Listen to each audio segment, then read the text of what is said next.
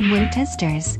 Yo, what's good guys? It's Nightwing2303. Today we got a detailed look at the Nike LeBron Zoom Soldier 10. So with that being said, let's go ahead and get right into it. So first, I'm gonna go over the tech specs. Then afterwards, I'm gonna show just a little bit of the details that are within the shoe. Starting off with the outsole. Traction pattern looks interesting. Looks like it'll grip really well indoors. Doesn't look too outdoor friendly, but you know, it is what it is. This is how they do it nowadays. A lot of their basketball products, Nike in general, are focused especially for indoor players, and then if you wanted to play with them outdoors, what they do is just throw in that XDR option.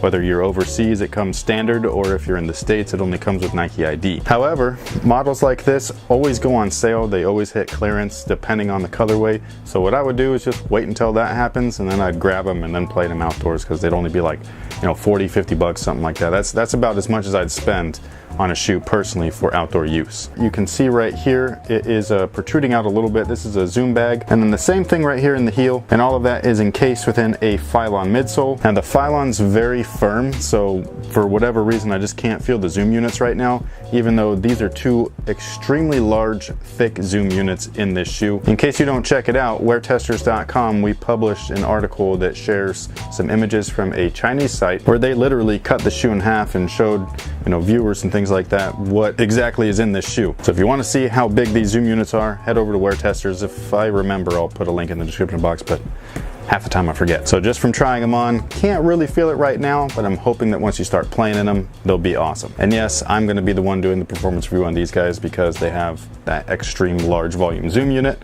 and I really like Zoom Air. Now the upper is the most interesting part, I think. It's just one piece. There's no lacing.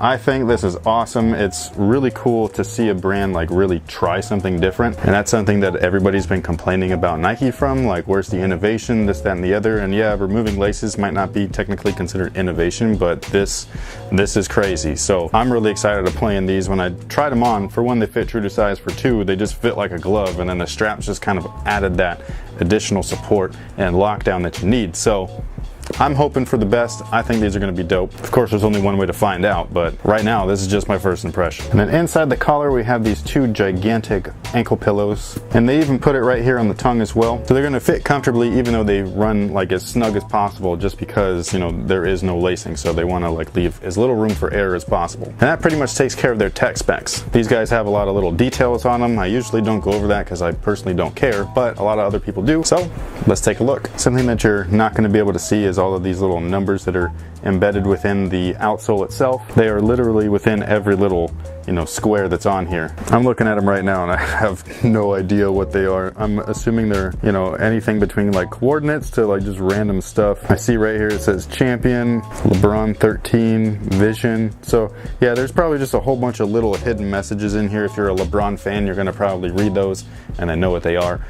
I don't, so sorry. And something really cool that they've done on the tip of the outsole right here is pay homage to all of the LeBron soldiers before it. Basically starting off with the Roman numeral 1 and then wrapping all the way around to the 9 right here. You've got two pull straps right here, right at the tongue and ankle. That way you can hold both of those and really open up that shoe so you can get it in, because it is going to be a very snug sock-like fit. You can see a little skeet stain right there. Somebody was having a little too much fun at the factory. Know what I'm saying? Swing. Underneath the first strap sports a 23, nothing under the second strap. And the same thing with the third strap. So look at the insole right there. There's a whole bunch of cool stuff in there, all his different logos and things like that, which I think is awesome. So if you like that LJ23 logo, it's in there. And that pretty much takes care of it. Not too much else to go over. This colorway is actually black and red. It looks super sweet in my opinion. They are pretty tall, but you know, it's a basketball shoe, so you can't really complain. However, they would have looked sick as a low. Like, check this out, dude. They remind me of the Air Jordan 20s if you were to chop off the top right there. I cannot remember for the life of me what the retail is, so I really do apologize for that, but they were under 150, I believe, so to me that's a pretty good deal. And I personally tend to gravitate more towards the Soldier line than I do the actual LeBron signature line. Another cool thing, just in my opinion, just personally, you know, these remind other people of the LeBron, I think it's called the 25-5s or something like that, but for me they just remind me of the Zoom Soldier 3, which is my personal favorite LeBron model to hoop in of all time. I just think those are fantastic. So hopefully these guys live up to those, or at least as close as possible. And that'll pretty much take care of it. So thank you guys for watching. Thanks for all your support. Stay tuned for more. Performance review will be coming in the coming weeks. And until next time, guys, have a good one. Today we have another performance review, and it's on the Adidas Crazy Light Boost 2016. So with that being said, let's go ahead, get right into it. Right off the bat, these guys right here, they have the best traction that I've had since the Nike Kobe 9. These guys down based off of their tech specs. I'll give you some of my thoughts as far as how I feel that they're going to perform, but I'm not going to actually be wear testing and then performance reviewing this shoe. I'm going to send these over to Jaren. But as for the shoes, let's get